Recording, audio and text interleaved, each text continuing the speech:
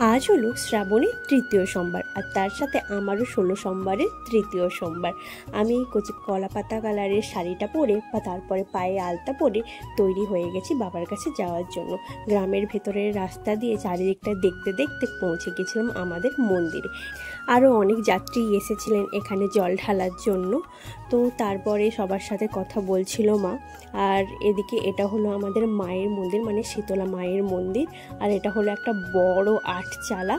আর ওদিকে রয়েছে primary school. আর এটা হচ্ছে আমাদের বাবার মন্দির। এখানে কিন্তু ঘণ্টেশ্বর বাবা নামেই পুজো হয়। তো তারপর আমরা মন্দিরের ভেতরে চলে গেছিলাম। আমাদের অঞ্জলি দেওয়া হয়ে গেছিলো, জলও আমরা ঢেলে দিয়েছিলাম। তারপরে আমরা পুজো দিয়ে ভালোভাবে ধূপ মোমবাতি জ্বেলে ঘন্টা বাজিয়ে বাবাকে প্রণাম করে বাবার মন্দির থেকে আমরা বেরিয়ে চলে গেছিলাম মায়ের কাছে। তারপর মায়ের মন্দিরেও আমরা অঞ্জলি দিয়েছিলাম, প্রসাদ দিয়েছিলাম আমরা। তারপরে মাকেও আমরা পুজো দিয়ে বাইরে আবার সেই জল জমা মাঠ দেখতে দেখতে বাড়ি চলে এসেছিলাম।